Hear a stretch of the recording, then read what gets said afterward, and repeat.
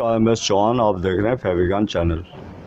दोस्तों वीडियो तो काफ़ी बनाई है जैसे स्टेनों के ऊपर, लेकिन काफ़ी लोगों का क्वेश्चन फिर भी हो सकता है वो वीडियो ना देखते हों ज़्यादा, कि ब्लड का जो स्टेन है रंगीन कपड़ों से कैसे निकले। इसमें दिक्कत क्या आती है कि जो क्वेश्चन पूछने वाला है कि क्वेश्चन को पूरी तरह नहीं पूछते वो, कि गारमेंट कौन सा है, कलर कौन सा है, उस पर कोई बिट्स वगैरह, कोई उपसाधन, एसरीज, इस टाइप की मेटल वगैरह तो नहीं लगा हुआ, क्योंकि हर एक कपड़े का नेचर और परिस्थितियों को देखते हुए ही केमिकल या रसायन उसमें इस्तेमाल किए जाते हैं। कि हमने दाग तो निकाल दिया लेकिन बाकी चीज़ें ख़राब हो गई।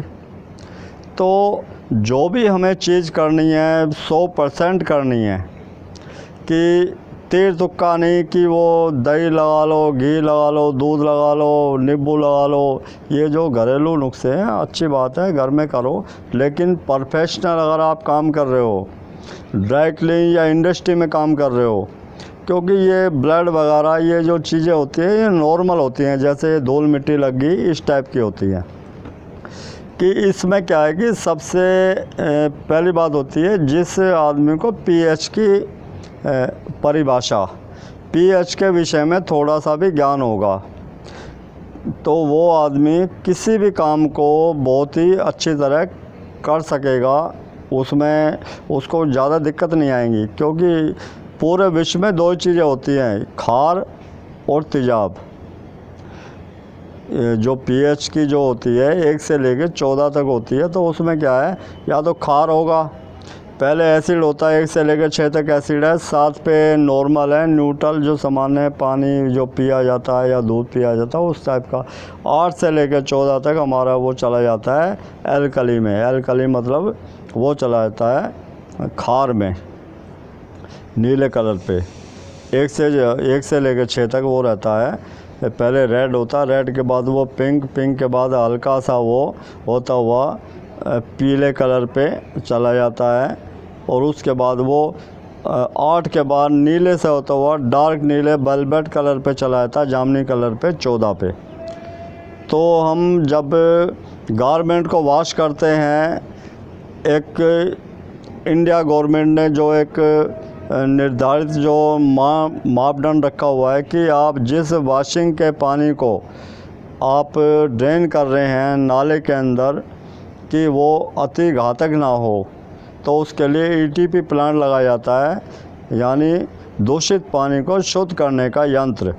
कि उसमें हमारे एसिड और दुनिया भर के केमिकल रसायन चलते हैं, ऐसा ना हो कि हम उस पानी से वनस्पति जीव जंतु को कोई हानि पहुँचे। तो उसको एक न्यूट्रल करके उसको हमें बहाना पड़ता है। उसके लिए हम क्योंकि बातों को घुमा फिरा के जाल बना के नहीं, मैं सीधी भाषा में बताता हूँ, चूने का पानी और फिटकरी का पानी उसमें रखा जाता है कि 1000 किलो जो पानी है उसके अंदर 1 किलो हम चूने का पानी डालते हैं, तो उसकी पीएच वैल्यू 1% बढ़ जाती है। और उसमें हम फिटकरी का पानी डालते हैं 1 लीटर, तो उसकी पीएच वैल्यू कम हो जाती है।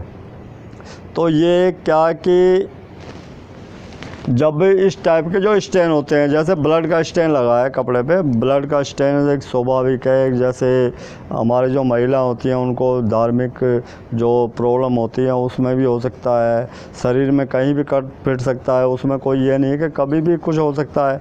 तो सबसे पहले क्या है कि हमारा जो सोच क्या होती है, गर्म पानी में कर लो। गर्म पानी में वो एक तरह का जो दाग होता है हार्ड हो जाता है, कि उसको ठंडे पानी में हमें पहले, जैसे अभी ताज़ा लगा है खून, कहीं भी ब्लड लगा है, तो आप उसको जो नॉर्मल पानी होता है, जैसे नल है, नल के नीचे रख दो, उसको जितना निकलता निकल जाए। उसके बाद कोई भी डिटर्जेंट लगा के आप उसको हाथ से मलाई कर दें, हाथ से ब्रश से जैसे भी उसको कर दें। तो एक ये हो गया। दूसरा क्या है कि उसको अगर वो नहीं निकला है, रंगीन कपड़े पे भी है, तो आप उसको स्टेन ऑफ शॉप पे मिल जाता है, काफ़ी जगह ऑनलाइन मिल जाता है। छोटी डब्बी शायद 40 रुपए की है, बड़ी वाली 50 रुपए की है। उससे आप गुटखे का, ब्लड का, जंग का और तेल का, इंक का काफ़ी स्टेन निकाल सकते हो। रंगीन कपड़े से, वाइट कपड़े को तो बहुत केमिकल होते हैं, लेकिन वाइट कपड़े से भी निकाल सकते हो आप। तो ये क्या है कि आप वो लगाएं, उससे निकल जाएगा। उससे नहीं निकलता तो आप क्या है कि अमाइल एसीटेट के साथ में यूज़ करें स्टेनोप को, इमीडिएट निकल जाएगा। दिक्कत क्या होती है, कई बार हम उस पर एक्सपेरिमेंट कर लेते हैं, उस पर ना दुनिया भर के केमिकल लगा देते हैं तो हार्ड हो जाता है। धोने के बाद में ऐसे जो दाग होते हैं हार्ड हो जाते हैं, वो निकलना थोड़ा मुश्किल होता है। लेकिन इसमें घबराने की बात नहीं होती, अपने धैर्य खोने की नहीं है। इसमें क्या है कि इसमें बिल्कुल दिमाग को शांत करके कि हमें अब करना क्या है, उसके लिए अब हाइड्रोजन पेरोक्साइड और बेकिंग सोडा यानी मीठा सोडा जो हम खाने में अच्छा, बेकिंग सोडा और बेकिंग पाउडर दो अलग हैं ये। तो आपको बेकिंग सोडा यूज़ करना है, ना कि बेकिंग पाउडर। इन दोनों की पहचान क्या है, जो बेकिंग जो सोडा होता है आप उसको किसी खटाई वाली चीज़ में द्रव्य के साथ, किसी लिक्विड के साथ खटाई यानी जैसे नींबू, सिरका, छाछ, दही उसमें डालोगे जब एक्टिव होगा।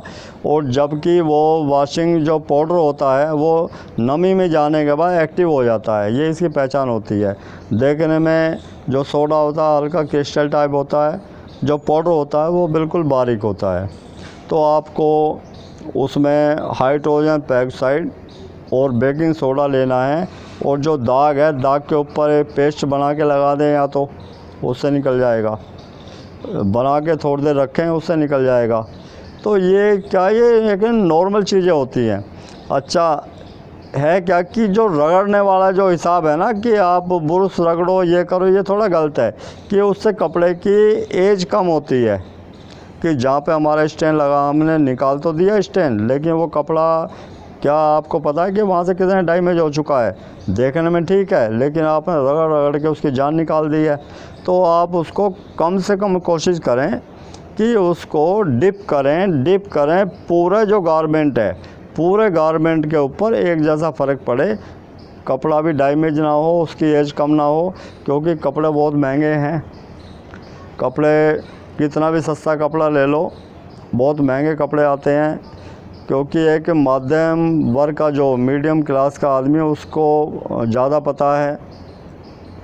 गरीब अपना काम चला लेता है, अमीर है उसके पास कोई दिक्कत नहीं है।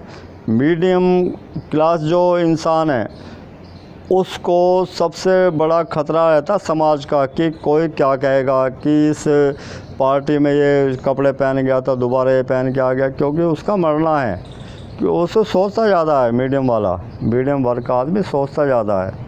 हम मीडियम वर्ग के आदमी है तो हम उसी की बात करेंगे कि कपड़े को जब भी ऐसी प्रॉब्लम हो, रगड़ो मत उसको। कोशिश ये करो कि आप रगड़ना किसको पड़ता है, जैसे मान लो ग्रीस लग गया हो, या तारकोल यानी जिसको डामर बोलते हैं वो लग गया हो। बारिश के दिन चल रहे हैं आजकल, धूल मिट्टी इस टाइप की, जो चिकनी मिट्टी लग गई हो इस टाइप की, उसको आप डिटर्जेंट से, कोई भी डिटर्जेंट डाल के उसको धो दो। अच्छा, जैसे कॉलर है, कॉलर कप हैं, आप शर्ट नहीं रह जाती है, वो फट जाते हैं, मिसी या आपके जो घर के गृहिणी हैं, या खुद आप मार मार के बुर्स कॉलर की ऐसे कर देते हो, शर्ट बिल्कुल नहीं है, कॉलर फट गया या कप फट गया। तो क्योंकि गंदे यही होते हैं, ये शरीर में टच होते हैं बार बार। तो इसके लिए आप स्टेनोप यूज़ करो, हल्का स्टेनोप लगाओ, उसके बाद टूथपेस्ट जो सॉफ्ट वाला है कपड़े के नेचर के हिसाब से उसको यूज़ करो। तो आपका कपड़ा भी सुरक्षित रहेगा, इमीडिएट आपका जो कपड़ा है वो साफ़ भी हो जाएगा, और ज़्यादा महंगा भी नहीं है, सब जगह मिल जाता है। तो इस टाइप के ये है कि क्वेश्चन आते हैं वो रिपीट करते हैं, एक तरह का ना दबाव, एक तरह के दबाव कि सर बताइए, जल्दी बताइए, कि भाई थोड़ी दिक्कत मेरे साथ भी होती है। क्योंकि मैं भी कल को अभी अपने जीवन यापन के लिए जो मैं केमिकल लेके आता हूँ, जो भी, क्योंकि मैं उस टाइप का इंसान तो हूँ नहीं कि मैं बैंक बैलेंस करने वाला हूँ। मैंने 30-35 साल कॉन्ट्रैक्टर का काम किया है, बहुत कमाया, बहुत लोग 4-4 4,500 हज़ार लोग रखे साथ में, काम किया उनके साथ, लेकिन बैंक बैलेंस वाला नहीं। मैंने बच्चों को शिक्षा दी, संस्कार दिया, उन चीज़ों से मैं दूर रहा। मेरा कोई बैंक बैलेंस नहीं है। सिर्फ मैं क्या है कि अपना जो खर्चा है किसी पे बोझ नहीं बनना चाहता हूँ और शान से जीना, ये अपना उद्देश्य है। कि जो भ्रष्टाचारी लोग होते हैं डरते हैं, निडरता के साथ में रहता हूँ। जिस कंपनी में रहता हूँ उनकी ही मैं खूब पोल भी खोलता हूँ, उनको समझाता भी हूँ। किसी भी पोस्ट पे इंसान हो, चाहे वो किसी भी पोस्ट पे हो, उसे कितनी सैलरी मिलती हो, अगर वो भ्रष्टाचार के अंदर अगर वो लिप्त है तो उसकी जो कीमत है वो ज़ीरो है मेरी नज़र में। क्योंकि जो भी इस टाइप के जो काम करते हैं कमीशन एजेंट का, वो तो उनका बिजनेस है। लेकिन जो सफ़ेद पोश, जो जिनको सैलरी बहुत अच्छी मिलती हो, वो अपने उस बिजनेस के साथ में वो गद्दारी करते हैं या उनके साथ धोखा करते हैं या ऊपर से कमाने की सोच रखते हैं, तो उनका जो वो पैसा है, जो आपकी मेहनत के पैसे के साथ में मिलके उसको भी दूषित करता है और जहाँ पे वो यूज़ होगा उसको भी दूषित करेगा। मेरी सोच है, बाकी अपने अपने विचार हैं सबके। तो ये है कि जैसे जैसे दाग होते हैं कपड़ों, वैसे वैसे उसका उपचार होता है। और क्वेश्चन और दमदार है।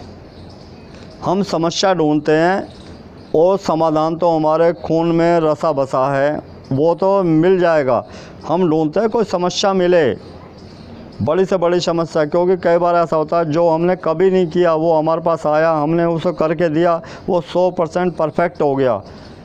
तो ये क्या है कि ये ईश्वर, उस परमपिता परमेश्वर से यही प्रार्थना करते हैं, भगवान हमें इतनी शक्ति दे, बल बुद्धि विद्या दे, हमें इतनी सहन शक्ति दे कि हम उस चीज़ को 100% कर सकें। और ये हमारे जो ये काम करते हैं ये हम नहीं कर रहे, कि ये आप सब लोग, मेरे जो देश के 130 करोड़ लोग हैं, उनकी जो दुआएं हैं, उनका जो एक ताकत है, उसके कारण ही कर सकता हूँ। क्योंकि आप कभी ऐसा सोच भी नहीं सकते। किताबों में, फिल्मों में तो देखते हैं, वो होता है एक तरह का अभिनय, लेकिन हकीकत में थोड़ा मुश्किल है। तो जो भी चीज़ है, कपड़े के विषय में बहुत बड़ा टॉपिक है, क्योंकि ड्राई क्लीन वगैरह का ये तो एक नॉर्मल आ जाता है। और उसके बाद भी आप कपड़े के स्टैंड की और गारंटी नहीं लेते तो वो क्या है, वो तो एक बच्चा भी कर लेगा। और आप ये कहते हैं पैसे फ्री में सीखिए, फ्री में, और कंपटीशन में कहीं चले जाइए। क्योंकि मेरा कंपटीटर कोई नहीं है, प्रतिद्वंदी कोई नहीं है मेरा, क्योंकि मेरी लाइन ही अलग है। तो आप भी अपने मेहनती बनिए, अपने परिवार के लिए कुछ करिए, औरों का भी भला करिए, ज़्यादा नहीं, थोड़ा सा। क्योंकि भ्रष्टाचार लोगों का एक चीज़ देखी है कि वो अपना पाप उतार देते हैं। कैसे कि वो ईश्वर को भी शामिल कर लेते हैं, उसको भी परसेंटेज बांध देते हैं उसकी, कि ईश्वर आपने मुझे 1 लाख दिलवाया, 10% आपका हो गया। क्योंकि गुप्त दान भी करेंगे तो जब तक वो 100 आदमी को बता नहीं देंगे, उनके खाना पचेगा नहीं। क्योंकि गुप्त दान किया मैम तो भाई हम लिखवाते नहीं हैं, गुप्त दान करते हैं। हमारे उन्होंने तो वहाँ 1000 रुपये दे दिए, वहाँ भूखों को खाना खिला दिया, वो गुप्त दान है। तो जैसी प्रभु इच्छा। तो दोस्तों, कपड़े के विषय में कोई भी आपका क्वेश्चन हो, आप मुझसे निसंकोच शेयर कर सकते हैं। बाकी इस महामारी से प्लीज़ हाथ जोड़ के रिस्पेक्ट है, स्वयं भी बचें, औरों को भी बचाएं। तो मिलते हैं दोस्तों ब्रेक के बाद। जय हिंद, जय भारत।